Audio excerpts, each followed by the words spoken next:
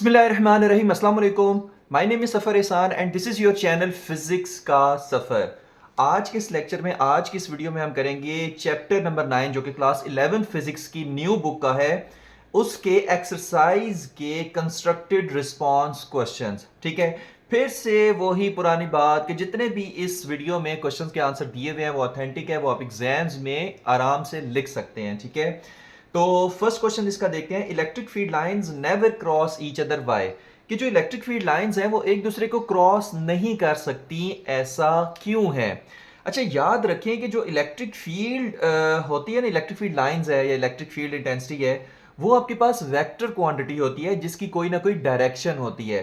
जैसे for example ये electric field line है, इसकी इस तरफ डायरेक्शन है, ये इलेक्ट्रिक फील्ड लाइन है, इसकी इस तरफ डायरेक्शन है। लेकिन अगर आपके पास एक इलेक्ट्रिक फील्ड लाइन ये है और एक इलेक्ट्रिक फील्ड लाइन ये है, तो अब अगर आप देखें पहले इन दो इलेक्ट्रिक फील्ड लाइन को देखते हैं, तो इस पॉइंट पर देखें तो एक ही डायरेक्शन है, इस पॉइंट पर देखें तो एक ही डायरेक्शन है, इस पॉइंट पर देखें तो एक ही डायरेक्शन है, इस पॉइंट पर देखें तो एक ही डायरेक्शन है, चारों पॉइंट पर एक ही डायरेक्शन है। इसी तरह अगर आप इसकी इस पॉइंट पर देखें तो एक ही डायरेक्शन है, इस पॉइंट पर देखें तो एक ही डायरेक्शन है। लेकिन जहां पर ये आपस में इंटरसेक्ट कर रही हैं, इस पॉइंट पर अगर आप देखें तो इस पॉइंट पर इलेक्ट्रिक फील्ड लाइंस की एक से ज्यादा डायरेक्शन है, मतलब दो डायरेक्शन है इसकी। ठीक है, तो अब हमने तो पढ़ा था कि अगर कोई वेक्टर क्वांटिटी है तो उसकी सिर्फ एक ही डायरेक्शन होती है, सही है, किसी भी पॉइंट पर अगर आप देखें तो। लेकिन यहां पर जब इन्होंने एक दूसरे को क्रॉस किया है तो इस पॉइंट पर इसकी एक से ज्यादा डायरेक्शंस हो गई हैं, मतलब दो डायरेक्शंस हो गई हैं, और ये पॉसिबल नहीं है।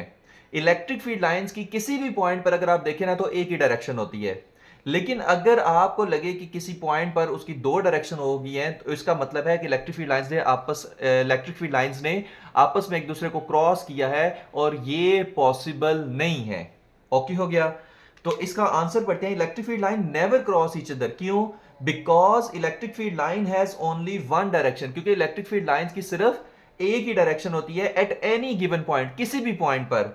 If the lines cross, then at the point of intersection, electric field have more than one direction, which is physically not possible. तो ये हमारे पास physically possible नहीं है। ओके हो गया? ये हमारे पास physical possible नहीं है। तो ये था हमारा क्वेश्चन नंबर 1। नेक्स्ट देखते हैं question number 2। Is E necessarily zero inside a charged rubber balloon if the balloon is spherical? Assume charge is distributed uniformly over the surface. कहता है कि अगर कोई चार्ज है वो यूनिफॉर्मली डिस्ट्रीब्यूट हुआ है ओवर द सरफेस, यानी सरफेस के ऊपर, किसकी? बैलून के सरफेस के ऊपर, तो जो अंदर जो हमारे पास इलेक्ट्रिक फील्ड की वैल्यू है, क्या वो जीरो होगी या नहीं होगी? मैं फिर से क्वेश्चन को समझा रहा हूं कि एक बैलून है, उसकी सरफेस के ऊपर हमने positive for example charge uniformly distribute कर दिया। यूनिफॉर्मली मतलब यहां भी एक जैसा, यहां भी, यहां पर, हर जगह एक जैसी उसकी वैल्यू है। ठीक है, ये नहीं कि यहां पर ज्यादा है, यहां पर कम है, तो यूनिफॉर्मली डिस्ट्रीब्यूटेड है। तो उस बैलून के अंदर इलेक्ट्रिक फील्ड की वैल्यू जीरो होगी, तो ये उसने पूछा हुआ है। तो सबसे पहले आपने जो आंसर देना, आपने कहना yes, E is necessarily zero inside a charge rubber balloon. अगर कोई चार्ज रबर बैलून है, चार्ज रबर बैलून का मतलब है कि ऐसा बैलून जिसकी सरफेस के ऊपर चार्ज है, तो उसके अंदर जो है वो इलेक्ट्रिक फील्ड लाइंस हमेशा, इलेक्ट्रिक फील्ड की वैल्यू हमेशा क्या होगी? जीरो होगी। भाई ऐसा क्यों है, वो चीज देखते हैं। हमने जाहिर सी बात है गॉसेस लॉ हम पढ़ के आ चुके हैं। तो देखिए, अगर हम ना इसके अंदर इलेक्ट्रिक फील्ड की वैल्यू मालूम करना चाह रहे हैं, तो हमें इसके अंदर कोई ऐसी सरफेस चाहिए कि जिसके ऊपर हम इलेक्ट्रिक फील्ड की वैल्यू मालूम कर सकें। तो वहां पर हम फिर ड्रॉ करते हैं एक गाशियन सरफेस। अब ये हमारे पास क्या है? गाशियन सरफेस है, इमेजिनरी सरफेस। अब इसके फॉर एग्जांपल इस पॉइंट के ऊपर मुझे क्या करना है? इलेक्ट्रिक फील्ड की वैल्यू फाइंड करनी है, और ये गाशियन सरफेस बैलून के अंदर बनानी है, क्योंकि हम अंदर इलेक्ट्रिक फील्ड इंटेंसिटी की वैल्यू फाइंड करना चाह रहे हैं। आपको पता है गॉसेस लॉ हम यूज करते हैं इलेक्ट्रिक इंटेंसिटी की वैल्यू को फाइंड करने के लिए। तो उसके लिए हमें गाशियन सरफेस चाहिए होती है कि जिसके ऊपर हम किसी भी पॉइंट पर उसकी वैल्यू फाइंड कर सकें।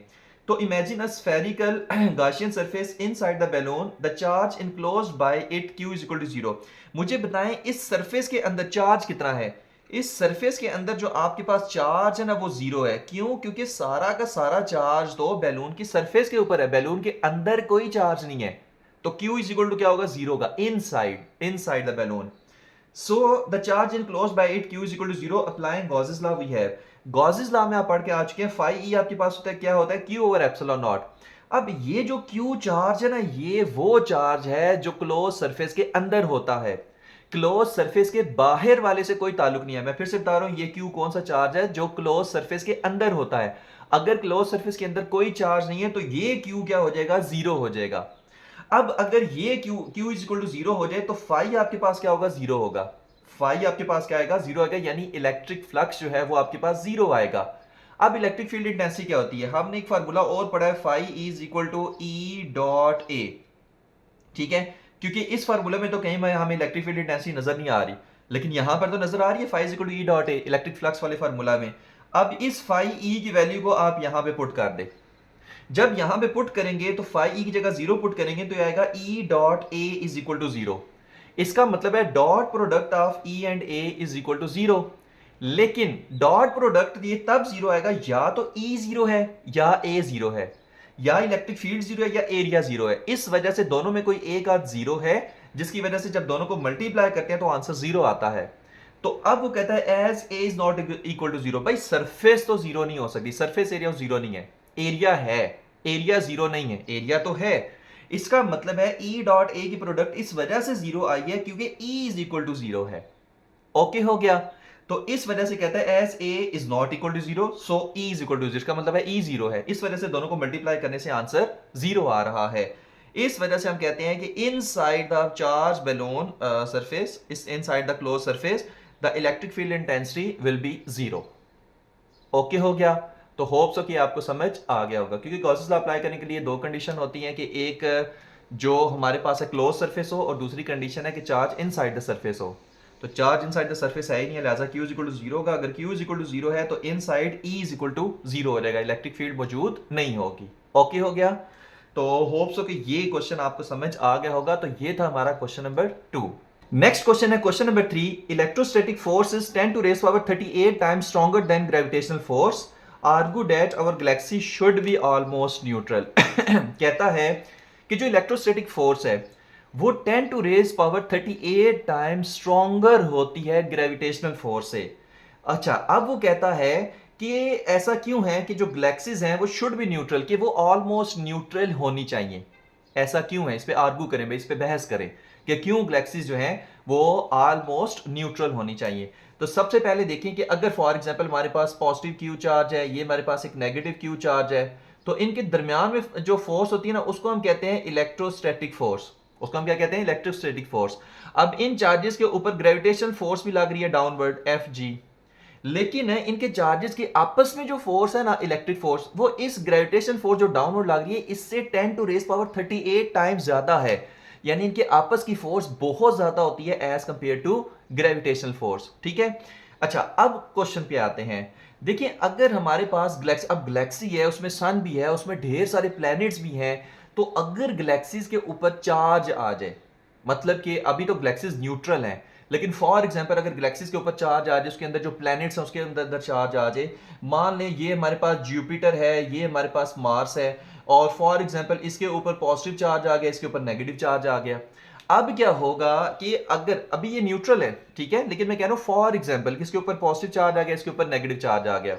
अब ये जो जुपिटर और दूसरा आई थिंक मार्स, मार्स ही मैंने कहा था, तो जुपिटर और मार्स जो है, जुपिटर पे पॉजिटिव, मार्स पे नेगेटिव, अब ये क्या करेंगे, इस को अट्रैक्ट करेंगे, और ग्रेविटेशनल फोर्स से ये इनके दरमियान की ट्रैक्शन फोर्स से कहीं ज्यादा होगी। तो अब जब ये आपस में मिलेंगे एक दूसरे को डिस्ट्रॉय कर देंगे। तो गैलेक्सीज पे अगर आपके पास चार्ज आ जाए तो गैलेक्सी जो है वो या तो कोलैप्स कर जाएगी या वो टूट के बिखर जाएगी। क्यों? क्योंकि उसके अंदर जो सारी वो प्रोडक्ट्स वगैरह मौजूद हैं, वो सारी चीजें मौजूद हैं, वो एक दूसरे को रिपेल या अट्रैक्ट करने लग पड़ेंगी। एज ग्रेविटेशन फोर्स है, ये जो रिपल्शन या अट्रैक्शन की फोर्स है वो बहुत ज्यादा होगी, जिसकी वजह से या तो वो कोलैप्स कर जाएगी या वो टूट जाएगी। ओके हो गया। तो इस वजह से कहता है the electrostatic force is about 10 to the 38 times stronger than the gravitational force if a galaxy had even a tiny excess of positive और नेगेटिव चार्ज।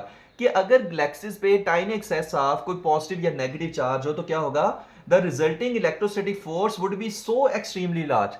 इलेक्ट्रोस्टैटिक फोर्स और अट्रैक्शन या रिपल्शन की फोर्स है वो बहुत ज्यादा हो जाएगी, that it would either break apart the galaxy, जिसकी वजह से गैलेक्सी टूट के ऐसे बिखर सकती है।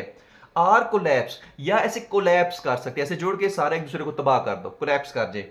सिंस गैलेक्सीज आर स्टेबल, अब जाहिर सी बात है गैलेक्सीज तो स्टेबल है, जो अभी मैंने कहानियां बताई हैं ऐसा तो गैलेक्सीज में कुछ नहीं हो रहा। क्यों ऐसा कुछ नहीं हो रहा? कहते हैं since galaxies are stable and held together by gravity, वो ग्रेविटेशन फोर्स की वजह से क्या है, आपस में एक दूसरे से ऐसे जुड़ी हुई और स्टेबल हैं।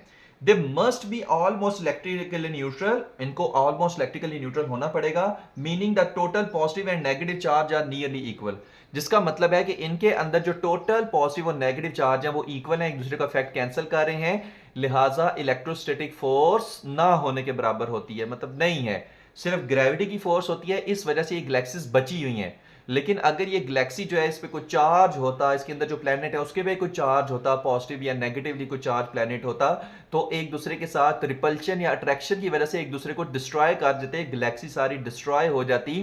तो इस वजह से जो है वो गैलेक्सीज का न्यूट्रल होना जरूरी है, क्योंकि न्यूट्रल होंगी तो इलेक्ट्रोस्टैटिक फोर्स नहीं होगी, अगर इलेक्ट्रोस्टैटिक फोर्स नहीं होगी सिर्फ ग्रेविटी की फोर्स होगी तो वो मजे से प्लैनेट वगैरह वो सारे घूमते रहेंगे और गैलेक्सी डिस्ट्रॉय नहीं होगी, तो उनमें positive negative charges are nearly equal. Okay हो गया? तो ये रीजन थी जिसकी वजह से कहता है that our galaxy should be almost neutral. Okay हो गया? तो होप सो कि ये आपको समझ आ गया होगा। नेक्स्ट देखते हैं, an uncharged conducting hollow sphere is placed in the field of a positive charge q, what will be the net flux through the shell?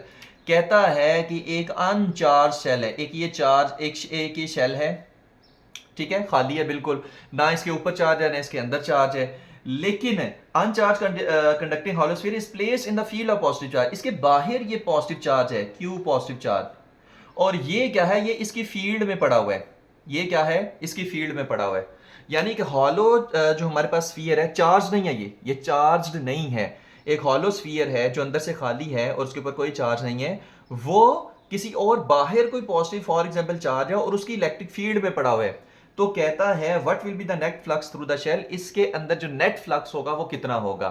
भाई नेट फ्लक्स होगा ना वो जीरो होगा, नेट फ्लक्स, अच्छा नेट की बात कर रहे हैं, नेट टोटल फ्लक्स वो जीरो होगा। क्यों जीरो होगा वो चीज देख लेते हैं। The net flux through the shell is equal to zero, ठीक है।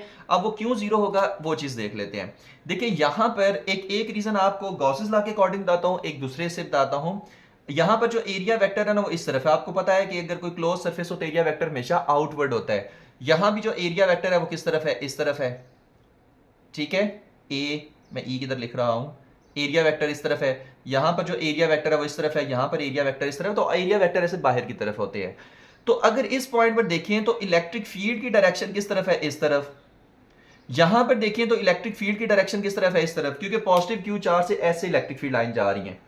तो अगर आपको उससे पूछे कि यहां पर ई और ए के दरमियान एंगल कितना है, आप कहेंगे 180 डिग्री, क्योंकि इलेक्ट्रिक फील्ड इस तरफ है, एरिया वेक्टर इस तरफ है, तो एंगल क्या है 180 डिग्री। और आपको पता है कि phi is equal to E A cos 180 degree कितना होता है, ये होता है माइनस ई ए, क्योंकि कॉस 180 -1 होता है।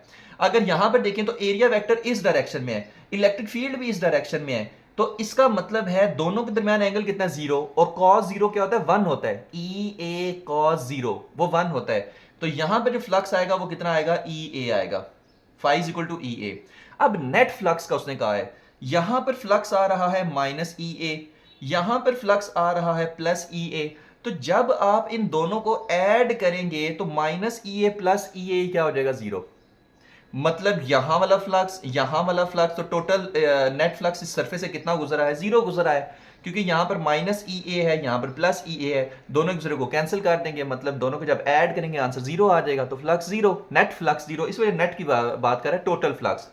अच्छा अब गॉसेस लॉ के अकॉर्डिंग देखते हैं। तो according to Gauss's law the net flux through a close surface is given by phi is equal to Q by epsilon naught, और मैंने कहा ये क्यू कौन सा है, इनसाइड, जो अंदर चार्ज पड़ा हुआ है। तो मुझे बताएं इस स्फीयर के अंदर चार्ज कितना है, आप कहेंगे जीरो, अंदर तो कोई चार्ज है ही नहीं क्योंकि चार्ज तो बाहर है, और गॉसेस लॉ की पहली कंडीशन है कि charge should be inside the surface, since the sphere is अनचार्ज and the charge Q is outside, sphere अनचार्ज है और चार्ज क्या है, आउटसाइड है, outside the sphere, the net charge enclose by the sphere is zero, अंदर जो इसका net charge होगा ना वो जीरो होगा। भाई गॉसेस लॉ की कंडीशन है कि चार्ज सरफेस के, क्लोज सरफेस के अंदर होना चाहिए, अगर वो क्लोज सरफेस के अंदर नहीं है तो इलेक्ट्रिक फ्लक्स जीरो है उसमें से, ठीक है। तो अब अंदर इसके कोई चार्ज नहीं है, चार्ज तो बाहर है भाई, बाहर वाले हमें चार्ज से गर्ज ही नहीं है, अंदर चार्ज अगर हो ना तो उससे हमें गर्ज है। तो Q इज इक्वल टू अंदर क्या है, जीरो है। तो अब अगर phi is equal to Q by epsilon naught है तो Q क्या हो जाएगा, जीरो हो जाएगा। तो फ्लक्स कितना आएगा, जीरो आएगा। फ्लक्स कितना आएगा, जीरो आएगा। Therefore the net flux through the sphere is zero. तो net flux through the sphere क्या हो जाएगा, जीरो हो जाएगा। तो गॉसेस लॉ से भी हमने देख लिया, यहां से भी, और दूसरी एक जो हमारे पास प्रैक्टिकल सेंस बनती है उससे भी हमने देख लिया फ्लक्स जीरो, गॉसेस लॉ से देख लिया उससे भी फ्लक्स जीरो। तो फ्लक्स क्लोज सरफेस के अंदर सिर्फ तब जीरो नहीं होगा जब चार्ज उस क्लोज सरफेस के अंदर हो। अगर चार्ज क्लोज सरफेस के ऊपर है या क्लोज सरफेस से बाहर है तो अंदर भाई इलेक्ट्रिक फील्ड इंटेंसिटी भी जीरो होगी, अंदर चार्ज भी जीरो होगा, अंदर फ्लक्स भी जीरो होगा। ठीक है, कंडीशन क्या है कि charge should be inside the surface, तब फ्लक्स जीरो नहीं होगा। अगर बाहर है तो फ्लक्स जीरो है। किसने हमें बताया था, गॉसेस ने हमें बताया था। ठीक है, गॉसेस लॉ ने हमें बताया। ओके हो गया। तो ये था हमारा क्वेश्चन नंबर 4। होप सो कि आपको ये भी समझ आ गया होगा। नेक्स्ट क्वेश्चन है, a potential difference is applied across the ends of a copper wire, what is the effect on the drift velocity of free electron. कहता है कि अगर एक फॉर एग्जांपल ये कॉपर वायर है, इसके साथ कोई बैटरी हमने अटैच कर दी है, सही है, तो यहां पर पॉजिटिव पोटेंशियल हो गया, यहां पर नेगेटिव पोटेंशियल हो गया, सही है। तो इस कॉपर के वायर के अंदर क्या होगी, एक इलेक्ट्रिक फील्ड जनरेट हो जाएगी। एक क्या जनरेट हो जाएगी, इलेक्ट्रिक फील्ड जनरेट हो जाएगी। तो मैं अभी बैटरी साथ में नहीं बना रहा, मैं सिर्फ कॉपर जो वायर है ना सिर्फ वही बनाता हूं ताकि समझने में आसानी हो। तो ये हमारे पास क्या है, कॉपर वायर है। तो इधर पॉजिटिव पोटेंशियल है, इधर नेगेटिव पोटेंशियल। जाहिर सी बात है बैटरी साथ अटैच हुई है तभी ये पोटेंशियल आया है। तो कहता है potential difference applied across the ends of a copper wire, what is the effect on the drift velocity of free electron. इसके अंदर जो ड्रिफ्ट वेलोसिटी है जो फ्री इलेक्ट्रॉन्स की, उस पर क्या असर पड़ेगा, कब, इंक्रीजिंग द पोटेंशियल डिफरेंस। अगर हम ये पोटेंशियल डिफरेंस इंक्रीज कर दें, मतलब 4 वोल्ट की जगह 10 वोल्ट की बैटरी लगा दें, ठीक है, तो ड्रिफ्ट वेलोसिटी ऑफ इलेक्ट्रॉन पे क्या फर्क पड़ेगा, ये पूछा गया है। Decreasing the length and the temperature of the wire, इस जो वायर की लेंथ है वो डिक्रीज कर दें, टेम्परेचर भी डिक्रीज कर दें, तो फिर बताओ ड्रिफ्ट वेलोसिटी पे क्या फर्क पड़ेगा। तो ये दो चीजों में उसने ड्रिफ्ट वेलोसिटी पूछी हुई है। पहली देखिए, इंक्रीजिंग द पोटेंशियल डिफरेंस। अब याद रखें कि ये जो कंडक्टर है ना, इसके अंदर जो इलेक्ट्रिक फील्ड होती है वो इस पोटेंशियल डिफरेंस की वजह से होती है। इलेक्ट्रिक फील्ड की डायरेक्शन पॉजिटिव से नेगेटिव होगी, इलेक्ट्रिक फील्ड की डायरेक्शन पॉजिटिव से नेगेटिव होगी। और ये इलेक्ट्रिक फील्ड किसकी वजह से होती है, हमारे पास इस पोटेंशियल डिफरेंस की वजह से होती है। अगर पोटेंशियल डिफरेंस ज्यादा होगा तो इलेक्ट्रिक फील्ड भी ज्यादा हो जाएगी, और अगर इलेक्ट्रिक फील्ड ज्यादा हो जाएगी तो ड्रिफ्ट वेलोसिटी ऑफ इलेक्ट्रॉन ज्यादा हो जाएगी, मतलब जो ड्रिफ्ट वेलोसिटी है वो ज्यादा हो जाएगी, इलेक्ट्रॉन की इंक्रीज हो जाएगी। क्यों, क्योंकि पोटेंशियल डिफरेंस इंक्रीज करने से इलेक्ट्रिक फील्ड होती है। आपको पता है ड्रिफ्ट वेलोसिटी होती क्या है, drift velocity is the velocity of electron कब, ठीक है, एवरेज वेलोसिटी ऑफ इलेक्ट्रॉन कब, जब कंडक्टर के ऊपर इलेक्ट्रिक फील्ड अप्लाई की जाती है। तो जब कंडक्टर के ऊपर इलेक्ट्रिक फील्ड अप्लाई की जाती है तब जो इलेक्ट्रॉन्स की वेलोसिटी होती है, एवरेज वेलोसिटी होती है, उसको हम कहते हैं ड्रिफ्ट वेलोसिटी। इसका मतलब है इलेक्ट्रिक फील्ड पे डिपेंड कर रही है, और पोटेंशियल डिफरेंस इंक्रीज करने से इलेक्ट्रिक फील्ड इंक्रीज हो जाती है, लिहाजा ड्रिफ्ट वेलोसिटी भी इंक्रीज होगी। So when the potential difference across the wire is increase, the electric field inside the wire become stronger, वो स्ट्रॉन्ग हो जाएगी। This increases the drift velocity of electron, इससे ड्रिफ्ट वेलोसिटी ऑफ इलेक्ट्रॉन क्या हो जाएगी, increase हो जाएगी। अब ड्रिफ्ट वेलोसिटी का फार्मूला क्या होता है, ये वी डी वेलोसिटी है, आई आपके पास क्या है, करंट है, एन नंबर ऑफ चार्जेस हैं, ई जो आपके पास उन क्या चार्ज के ई क्या है आपके पास, चार्ज है उन चार्ज कैरियर्स के ऊपर। जैसे फॉर एग्जांपल कोई चार्ज कैरियर्स है ना, ये चार्ज कैरियर्स हैं, ये आपके पास 3 है ना, तो ये तो आपके पास एन हो गया, नंबर ऑफ चार्जेस, उनके ऊपर चार्ज कितना है वो ई है, यानी 1.6 इंटू 10⁻⁻19 कूलम। ए क्या है, cross sectional area of a wire. Okay हो गया। अच्छा, अब आई की जगह आपने पुट करना है वी बाई आर। आई की जगह क्या पुट करना है, यहां पर मैं छोटा सा लिख देता हूं, I is equal to V by R. तो जब I is equal to V by R put करेंगे, यहां पर वी आ जाएगा, नीचे आर आ जाएगा, तो वी बाई आर। अब ये वी क्या है, ये आपके पास है पोटेंशियल डिफरेंस, और ये वी डी के डायरेक्टली प्रोपोर्शन है। तो V velocity, drift velocity directly proportion है पोटेंशियल डिफरेंस के। इसका मतलब पोटेंशियल डिफरेंस बढ़ेगा, ड्रिफ्ट वेलोसिटी भी बढ़ेगी। ओके हो गया, where V is the potential difference. Okay हो गया, तो एक आंसर तो ये हो गया। नेक्स्ट आता है decreasing the length. Length decrease करने से क्या होगा, आपको पता है रेजिस्टेंस डायरेक्टली प्रोपोर्शनल होती है लेंथ के। अगर लेंथ कम होगी तो रेजिस्टेंस भी क्या होगी, कम होगी। ठीक है, रेजिस्टेंस कम होगी तो करंट ज्यादा होगा, करंट ज्यादा होगा, इसका मतलब है ड्रिफ्ट वेलोसिटी इंक्रीज हुई है। ओके हो गया। For the same potential difference और shorter wire has a stronger electric field, अगर शॉर्टर वायर कर देंगे तो स्ट्रॉन्गर इलेक्ट्रिक फील्ड होगी जिसकी which increase the drift velocity, जिससे ड्रिफ्ट वेलोसिटी इंक्रीज होगी। अब एक तो ये रीजन थी रेजिस्टेंस वाली, एक ये भी रीजन है, E is equal to V by L, A is equal to V by L, E is equal to V by R भी पड़ा हुआ है, वी बाई एल भी पड़ा हुआ है, जिसमें वी पोटेंशियल डिफरेंस है, एल जो लेंथ ऑफ वायर है। अगर लेंथ कम करेंगे तो इलेक्ट्रिक फील्ड ज्यादा हो जाएगी, क्योंकि लेंथ और इलेक्ट्रिक फील्ड इनवर्सली प्रोपोर्शन है। लेंथ कम हो जाएगी तो इलेक्ट्रिक फील्ड ज्यादा हो जाएगी, और इलेक्ट्रिक फील्ड ज्यादा हो जाएगी तो फिर से ड्रिफ्ट वेलोसिटी क्या होगी, ज्यादा होगी। ठीक है, तो इस वजह से कहता है for the same potential difference और shorter wire has a stronger electric field, E is equal to V by L which increases the drift velocity. Okay हो गया। Next last method decreasing the temperature, temperature decrease करने से क्या होगा, अब वो भी एक रिलेशन है कि टेम्परेचर इन डायरेक्टली प्रोपोर्शनल है रेजिस्टेंस के, कंडक्टर के अंदर। तो अगर टेम्परेचर कम होगा तो रेजिस्टेंस क्या होगी, कम होगी। ओके हो गया। तो ड्रिफ्ट वेलोसिटी फिर क्या होगी, ज्यादा होगी, क्योंकि रेजिस्टेंस कम होने से करंट ज्यादा होता है, और करंट ज्यादा होने से ड्रिफ्ट वेलोसिटी, इसका मतलब है ज्यादा होगी, क्योंकि ड्रिफ्ट वेलोसिटी ज्यादा हुई है, इस वजह से तो करंट ज्यादा हुआ है। अच्छा, lower temperature reduces the collision of electron with atoms, आपको पता है रेजिस्टेंस किस वजह से होती है, कि जब इलेक्ट्रॉन कोलाइड करते हैं वाइब्रेटिंग एटम से, तो फिर हम इसी चीज को हम क्या कहते हैं, ये रेजिस्टेंस ऑफर कर रहा है करंट को। ठीक है, तो अगर वो जो इलेक्ट्रॉन कोलाइड कर रहा है वाइब्रेटिंग एटम से, अगर वो कम हो जाए, आपको पता है ज्यादा टेम्परेचर होगा तो एटम ज्यादा तेजी से वाइब्रेट करेगा, ज्यादा एम्पलीट्यूड से वाइब्रेट करेगा। कम टेम्परेचर होगा तो वो कम एम्पलीट्यूड से वाइब्रेट करेगा।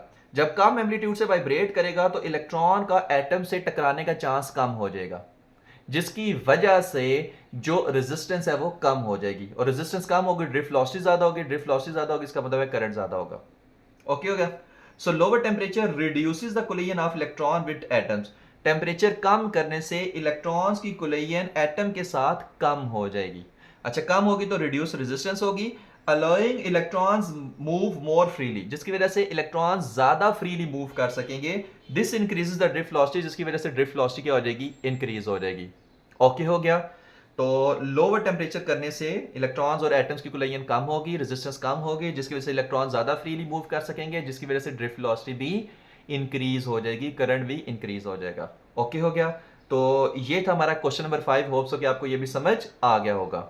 नेक्स्ट क्वेश्चन है जो कि लास्ट क्वेश्चन है कंस्ट्रक्टेड रिस्पांस क्वेश्चन का, why the terminal potential of a battery is decreases when the current drawn from it is increases, कि अगर जो टर्मिनल पोटेंशियल डिफरेंस है बैटरी का वो क्यों डिक्रीज हो जाता है, कि जब करंट जो है वो ज्यादा उसमें से पास करने लग पड़ता है।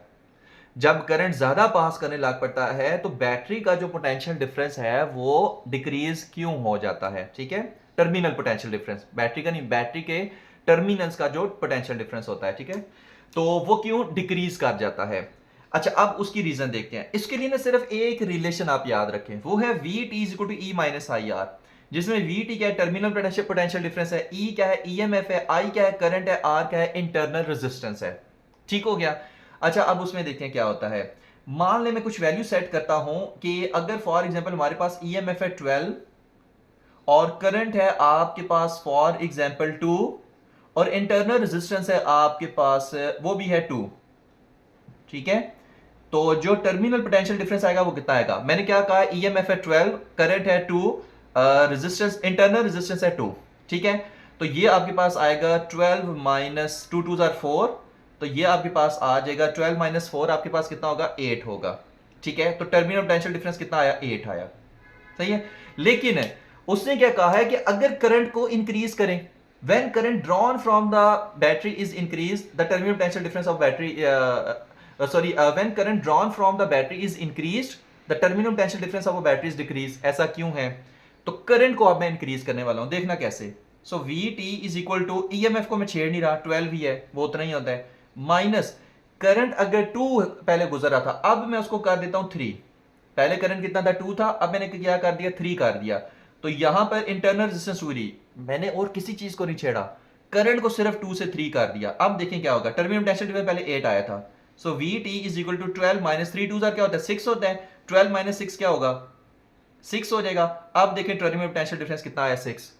यानी कि जब करंट 2 था, तो टर्मिनल पोटेंशियल डिफरेंस 8 आया, जब करंट आपके पास 3 हो गया तो टर्मिनल पोटेंशियल डिफरेंस 6 आया, यानी करंट इंक्रीज करने से टर्मिनल पोटेंशियल डिफरेंस डिक्रीज हो गया। ओके हो गया, तो यही आपके क्या था, क्वेश्चन का आंसर था। अब क्वेश्चन के आंसर में बताइए क्या कहते हैं, कि अगर जो पोटेंशियल ड्रॉप है, आई आर क्या है, ये पोटेंशियल ड्रॉप है कहां पे, इंटरनल रेजिस्टेंस के अंदर। तो पहले जो इंटरनल रेजिस्टेंस के अंदर पोटेंशियल ड्रॉप था वो 4 था। करंट इंक्रीज करने से जो पोटेंशियल ड्रॉप है क्रॉस इंटरनल रेजिस्टेंस वो 6 हो गया। पहले पोटेंशियल ड्रॉप इंटरनल रेजिस्टेंस के क्रॉस 4 था, अब करंट इंक्रीज करने से potential drop across internal resistance वो 6 हो गया। तो पोटेंशियल ड्रॉप है क्रॉस इंटरनल रेजिस्टेंस वो इंक्रीज होने से टर्मिनल पोटेंशियल डिफरेंस डिक्रीज हो गया। पहले 8 आ रहा था, अब 6 हो गया। तो ये पूरे फैक्टर का आंसर क्या है, करंट के इंक्रीज होने से बढ़ जाता है, जिसकी वजह से जब हम उसको ईएमएफ से माइनस करेंगे तो टर्मिनल पोटेंशियल डिफरेंस और डिक्रीज हो जाएगा। सही है। तो when the current drawn from the battery is increase, the potential drop across the internal resistance is also increased. तो इसके अक्रॉस जो पोटेंशियल ड्रॉप है वो भी इंक्रीज हो जाएगा, 4 से 6 हो जाएगा। उससे क्या होगा, that is the energy dissipated as heat into the battery is increased. जाहिर सी बात है, पोटेंशियल ड्रॉप इंक्रीज होगा तो एज अ हीट जो है एनर्जी डिसिपेट होगी बैटरी के अंदर। Therefore, according to the following relation, the terminal potential difference is decreased. इस रिलेशन के अकॉर्डिंग पे टर्मिनल पोटेंशियल डिफरेंस क्या हो जाएगा, डिक्रीज हो जाएगा। क्योंकि ये माइनस में है ना, ये जितना ज्यादा इंक्रीज होगा वीटी उतना ज्यादा डिक्रीज होगा। मतलब फॉर एग्जांपल ये 4 है ना, 4 से 6 हुआ तो टर्मिनल पोटेंशियल डिफरेंस 8 से 6 हो गया। तो अगर ये 6 से 8 हो जाए, टर्मिनल जो इंटरनल रेजिस्टेंस के क्रॉस पोटेंशियल ड्रॉप है वो अगर ज्यादा हो जाए, 6 से 8 हो जाए, तो फिर 12 माइनस 8 ये 4 आ जाएगा। ठीक है। तो ये वाला फैक्टर जितना इंक्रीज होगा ये वाला फैक्टर उतना ज्यादा डिक्रीज हो जाएगा। सही है। तो 10 सेकंड के अंदर इसको रिपीट करते हैं कि करंट के इंक्रीज होने से potential drop across internal resistance वो क्या हो जाता है, इंक्रीज हो जाता है, जिसकी वजह से जो टर्मिनल पोटेंशियल डिफरेंस है वो डिक्रीज हो जाता है। ओके हो गया। तो होप सो इस क्वेश्चन की भी आपको समझ आ गई होगी। तो यहां पर हमारे सारे क्वेश्चंस खत्म होते हैं, constructive response question. Hope so कि आपको सारे समझ आ गए होंगे। Thank you very much. Allah Hafiz.